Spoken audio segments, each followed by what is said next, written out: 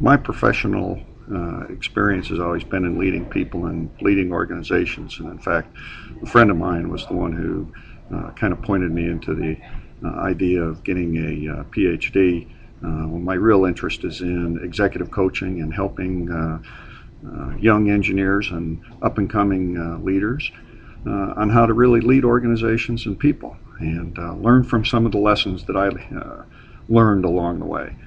When I mentioned that to him, he said, "Oh, well, you have your PhD." And I went, "Well, no, I don't." And he goes, "Oh, well, your experience will carry you through." And I stopped and said, maybe it's time to look. Spent some time looking at the various online programs and found Capella, and was very intrigued with their leadership program. And after reviewing several of them, chose that. And luckily for me, professional time was a good time for me to explore that and continue